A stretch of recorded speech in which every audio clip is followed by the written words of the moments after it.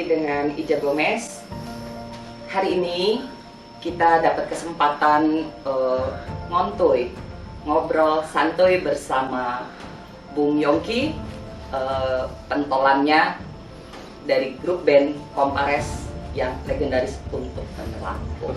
Oke, selamat pagi. Selamat pagi, Bang Gomez. Iya, Bung Yongki, terima kasih nih ya untuk waktunya buat saya nih, Ija Gomez.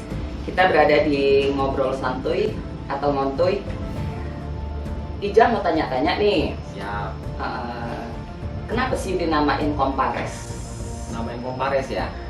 Jadi di zaman di era dulu kami kawan-kawan kumpul itu, kami punya kumpulan di Zebra Kedaton, tempat kebetulan rumah saya, Mbak. Jadi apa ya yang pas buat kita ini, tercetuslah kumpulan anak-anak stres. Akhirnya diganti kumpulan orang-orang stres. Jadi pas digabungin akhirnya jadilah Kompares itu, Mbak. Gitu loh. Oke. Kompares. Keren pemirsa. Ternyata di balik Kompares yang keren terdapat orang-orang yang stres. Maksudnya stres itu gini, Mbak. Karena kan dulu kan kawan-kawan tuh kan pada gokil-gokil semua nih. Usil ngegangguin orang lagi lewat, dibetet pakai apa, sambil nyumput ada orang dibentet nyumput. Nah itu loh kerjaan-kerjaan yang apa, kerjaan yang nyeleneh lah. Usil. Zaman itu Zamannya pemuda-pemuda usil. Sama ini Bang Yongki, kira-kira perjalanan dari Kompares itu sendiri di grup ini, grup band ya, Bung ya. Jadi biasanya itu di grup band ada yang keluar masuk, ada ya sedikit-sedikit konslet, ya rujuk. pastinya Ya. Jadi kebetulan gue main band tuh karena dari keturunan dari bokap, karena bokap seorang seniman main musik. Jadi ya otomatis kalau kata pepatah, buah nggak mungkin jatuh jauh dari pohonnya. Jadi gue punya darah seni dari orang tua gue laki-laki karena seorang pemain gitar. Nah di era itu gue dari SMP itu sudah belajar main gitar. SD gue udah belajar main gitar. SMP gue udah mulai bikin grup, manggung sama kawan-kawan. Akhirnya terbentuklah Kompares itu. Sampai saat ini sih Kompares itu sudah berjalan 28 tahun lah, dari tahun 93 ya, 27-28 tahun. Terbentuklah Kompares ini, ngeband dari kawan-kawan kecil, kita ngeband bareng. Pertama kali kita itu manggung, saya kelas 3 SMP di Pasar Seni. Jadi sampai saat ini formasi Kompares itu sudah berganti yang udah berapa ratus orang. Kebetulan memang saya yang bertahan di sini, gitu loh, Mbak. Dan akhirnya sampai saat ini ya formasi terakhir ini alhamdulillah masih bisa jalan di tahun 2001 ini. Kita tanya lagi sama Bung Yongki nih. Bung, di grup Kompares ini sendiri, Bung sebagai apa? Personil dalam personilnya grup band ini. Formasi ya. Formasinya. Saya tukang gebuk drum sebetulnya. Tukang gebuk drum. Sampai sekarang ini alhamdulillah Masih jadi bertahan, tukang gebuk drum. Sekarang. Posisinya di belakang, terus nggak pernah dilihat sama perempuan di depan ya, Kak. Oke. Boleh tahu nih Bung, di Kompares sendiri, ini di grup Kompares berapa personilnya? Personilnya kita berlima untuk saat ini. Sampai saat ini 5 orang, vokal, gitar 2, bass dan drum. Saja. Pemirsa, untuk mengetahui perjalanannya dari grup Kompares ini, kita tanya-tanya lagi ke Bung Yongki setelah bisa kita lanjutkan lagi ini ngobrol santuy, ngontuy ya bersama Bang Yongki. Bang, tadi nih agak kelewatan dikit nih. Saya mau tahu nih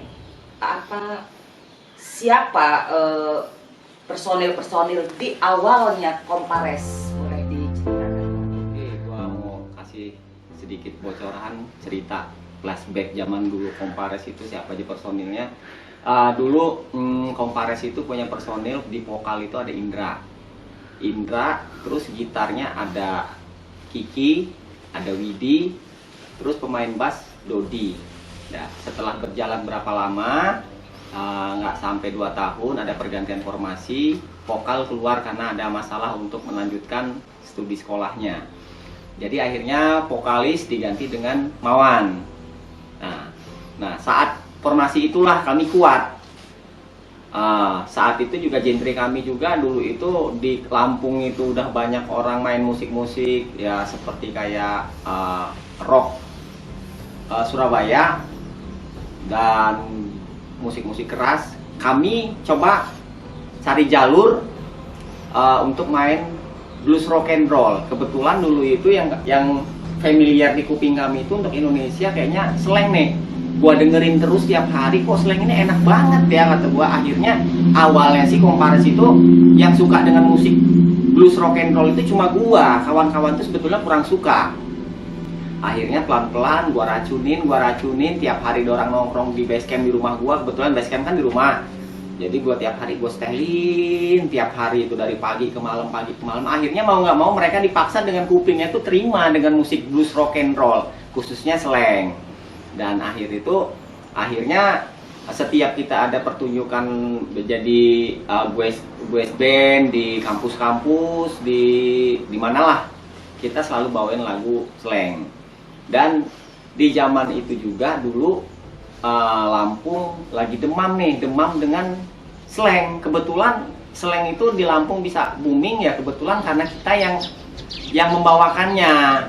Jadi anak-anak pada suka semua. Akhirnya dulu itu sempatlah kita punya base camp yang tiap hari didatengin sama anak-anak band atau anak-anak kuliah, anak sekolah yang suka dengan slang atau dengan Kompares, nongkrongnya di tempat kami, tempat Kompares di Jebras 10 Kedaton.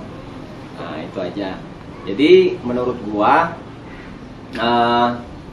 perjalanan Kompares ini cukup banyak cerita lah ya, cerita lucu, sedih. Nah, pernah dulu di tahun 2000-an lah Kompares pernah bikin single. Jadi di zaman itu, nah gini ceritanya, di tahun 90-an itu, jadi kami itu sudah disibukin dengan latihan main band.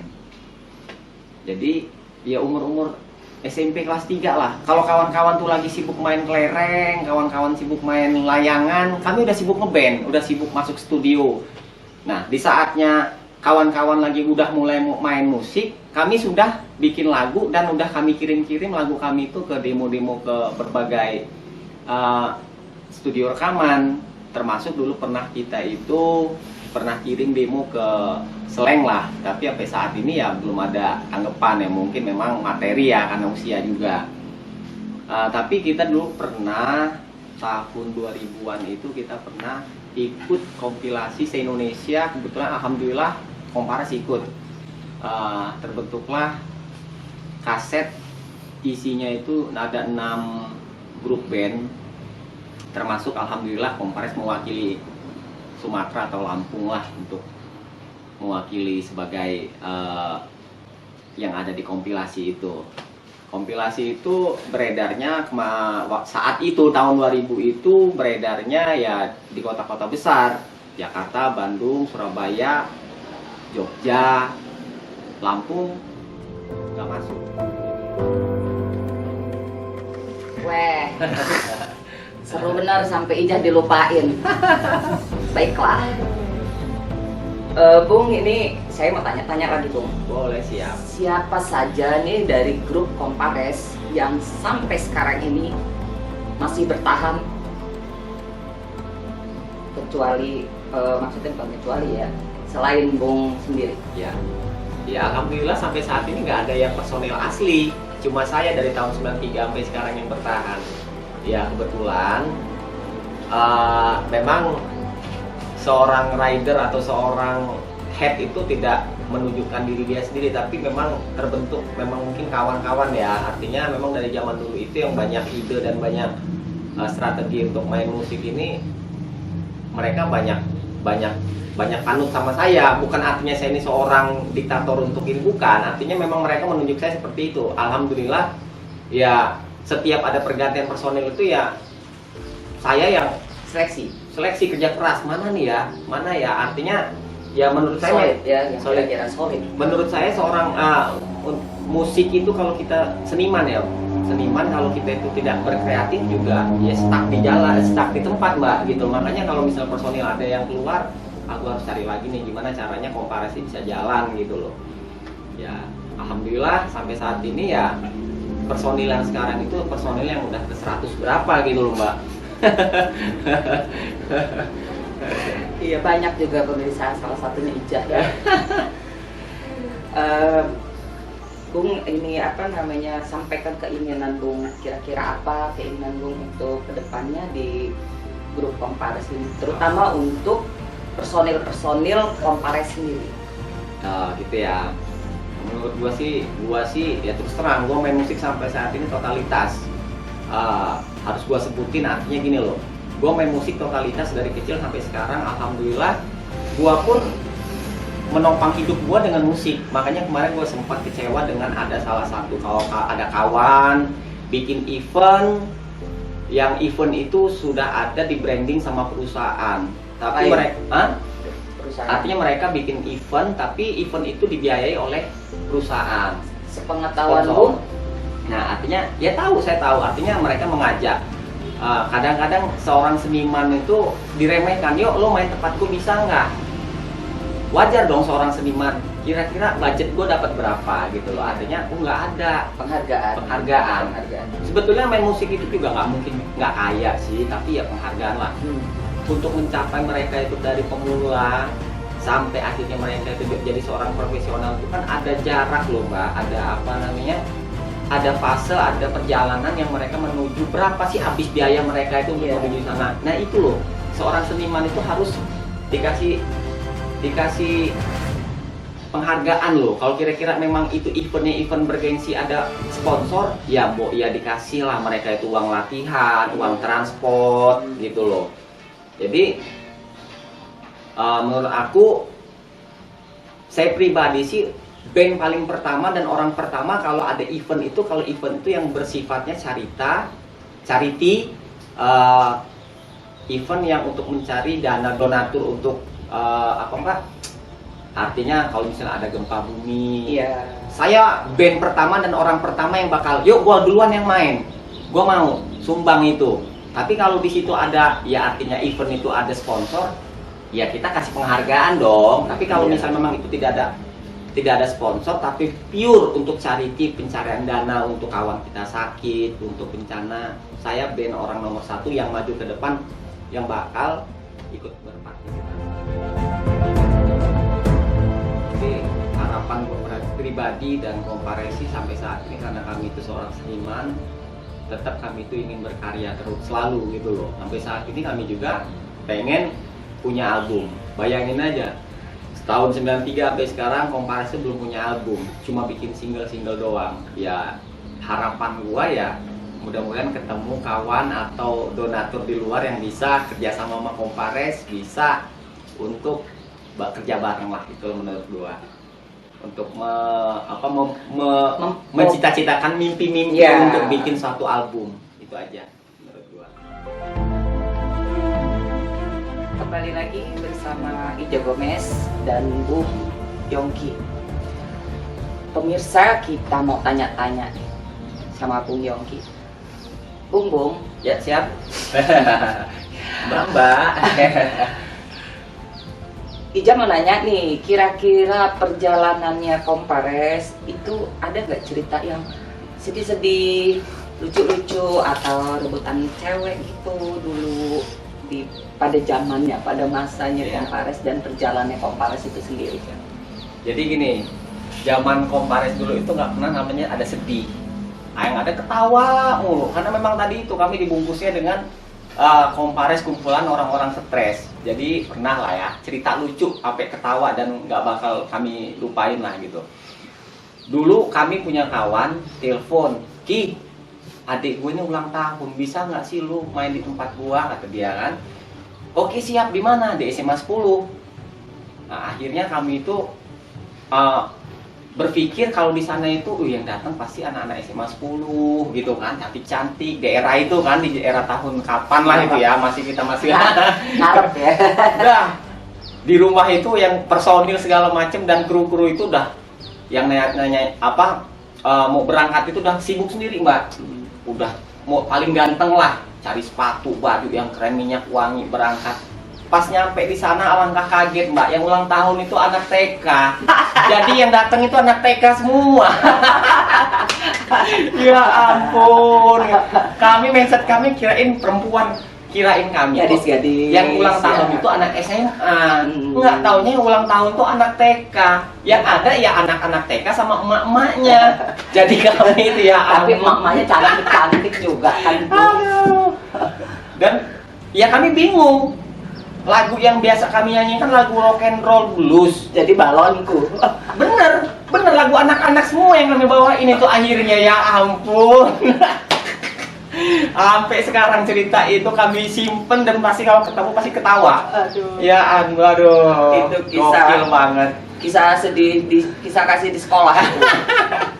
Aduh. Jadi intinya miskomunikasi. Komunikasi. Dia ngomong anak adik dia pengen ulang tahun, rumahnya depan SMA 10.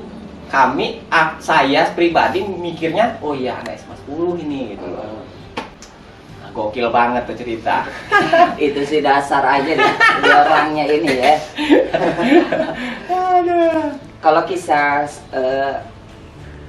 apa namanya itu seputar gonta-ganti personil, kira-kira di situ ribut-ributnya apa sih bang kira-kira itu?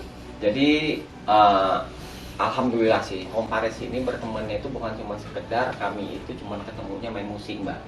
Jadi kami itu udah seperti gini loh, kalau saya main ke rumah keluarga pemain gitaris, saya itu jadi anak si anak ibunya kawan saya gitaris, begitupun mereka. Jadi kami itu di sana itu udah memang keluarga. Artinya bukan cuma sekedar main band gitu loh. Cuman ya kalau misalnya masalah-masalah sedikit-sedikit yang berat-berat itu nggak ada. Cuman kalau masalah pemilihan, kalau zaman dulu kan, gue pengen bawa lagu ini, gue kurang suka. Ada sedikit ngambek, nggak nongol 2 hari gitu loh. Itu aja sih. Ya intinya Compares itu dulu itu banyakan senengnya lah gitu loh. Kalau ribut-ribut itu ya paling cuman masalah-masalah. Mungkin kalau pisah-pisah karena mereka kerja ya keluar kota yang nggak bisa lagi kumpul. Bener. Jadi gini, di tahun 2000 berapa gitu kan, usia kami itu sudah sekitar 22 tahun. Jadi kami itu masih ganteng-gantengnya kan. Sekarang juga masih ganteng. Jadi kami briefing artinya kita ini yuk kita ngobrol berlima. Kita umur kita ini udah 22 tahun. Musik kita ini mau dibawa kita kemana nih? Karena musik kita ini di Lampung ini cuma begini-gini aja. Artinya gini loh, kita kan pengen punya masa depan. Artinya mau kita terusin atau kalian ada yang pengen melanjutkan kuliah atau kalian ada yang pengen kerja, karena kita harus dihadapkan dengan masa depan loh mbak. Karena menurut saya juga ya musik juga saat itu belum bisa menjamin kehidupan kita di masa depan untuk menghidupi keluarga. Akhirnya ya satu kawan udah kia, gue cabut, gue pengen kuliah, gue pengen kerja, gue pengen ya alhamdulillah. Artinya di saat itu saya yang artinya tekad gue harus terus lah sayang gitu loh, karena memang main musik ini bukan cuma sekedar seneng doang, karena memang udah mengakar. Akhirnya sampai saat ini darah daging alhamdulillah sampai saat ini ya gue yang paling bertahan mbak, saya yang paling bertahan.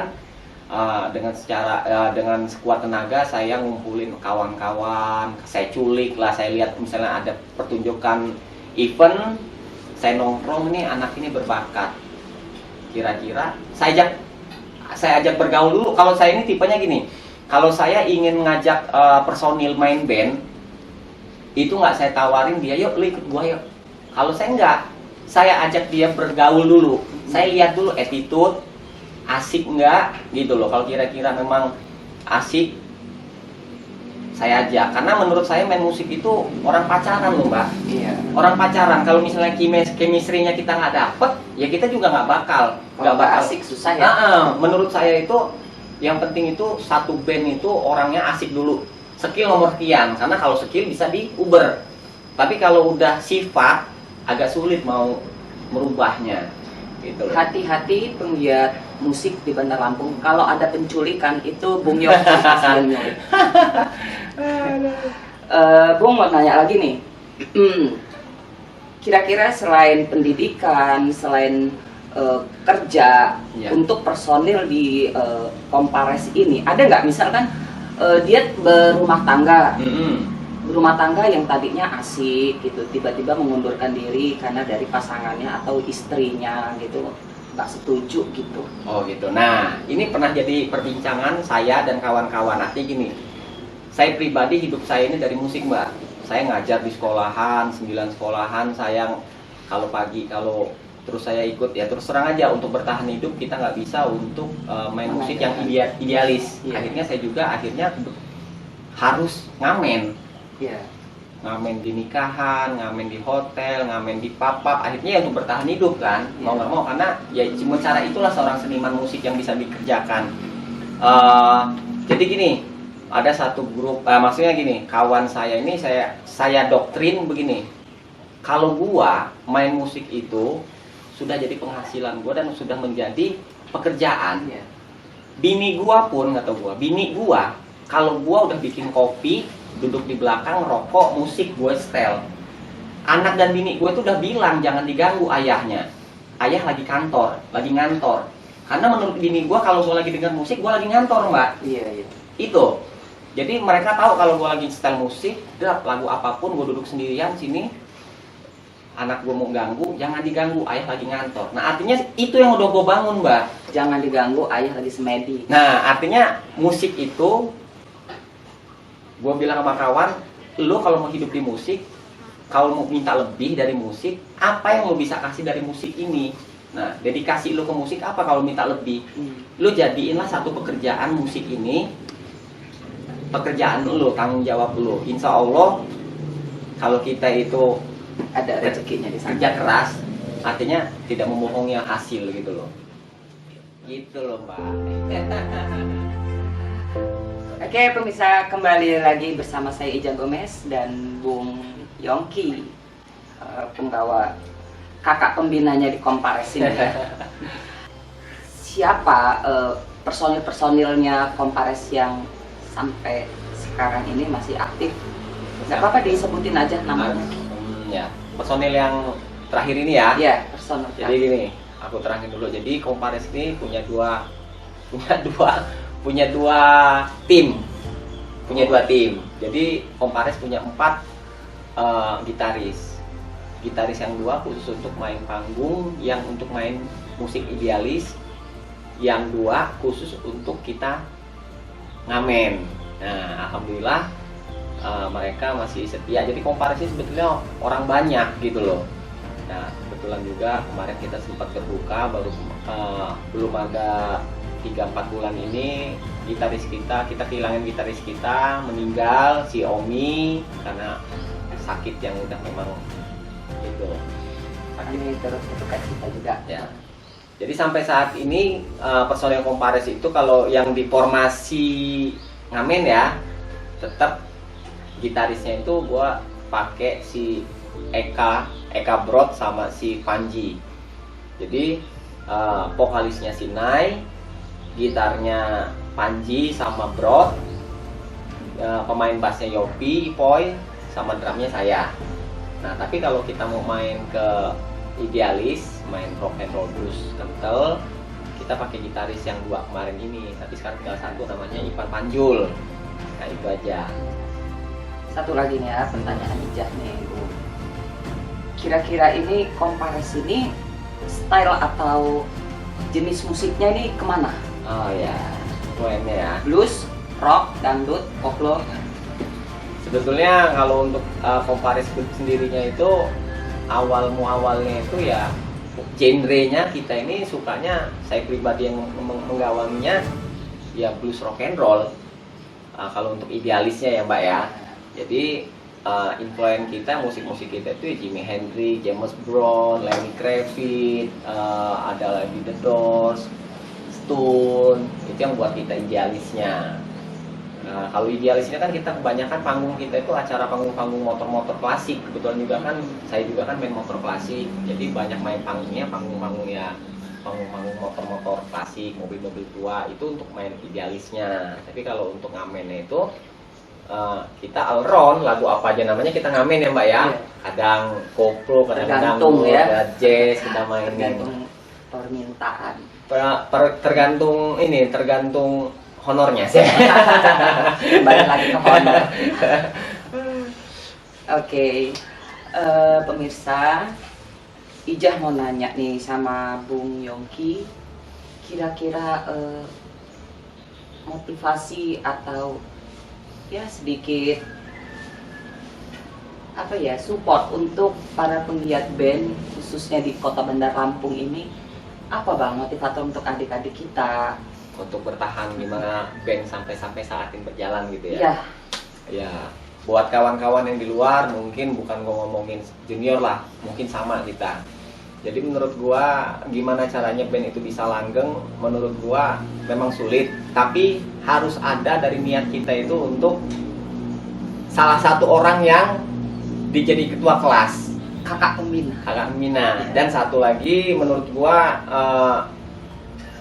ilangin ego, ilangin siapa gua, tapi kita bangun ini kita. Insya Allah aku ya. ilangin ini gua, ini aku. Oh. Jadi kita ngomong ini kita. Jadi insya Allah apapun masalah itu kalau kita ngomong ini kita, selesai sudah masalah itu akhirnya ya insya Allah langgeng bandnya. Luar biasa ngontuy kita pada hari ini, ngobrol santuy bersama Bung Yongki dari grup band Kompares ya. Terima kasih Bung nih Sama-sama, untuk Mbak. waktunya buat Ijah Gomez, kita tanya-tanya. Satu lagi Bang, Apa itu? motivator dong buat saya Ijah Gomez. Motivator apa ini mau dipingin? Ya dikasih dong motivasi gitu buat Ijah sebagai YouTuber. Oi. YouTuber salah satu YouTuber di Bandar Lampung ini. Buat kawan-kawan pantengin terus channelnya Mbak Ijah Gomez. Asik-asik acaranya, mudah-mudahan menjadi inspirasi, mudah-mudahan bisa jadi pelajaran buat kita, mungkin apa yang bisa kita ambil dari sana. Mudah-mudahan sukses terus buat Mbak Ijah dan channelnya. Kapan-kapan kita ngobrol lagi seputar apa. Siap, ditunggu. Jangan lupa pantengin terus Ngamen ID, Ngotak TV dan Ijah Gomez. Cekidot. Oke, cekidot. Terima kasih. Oke.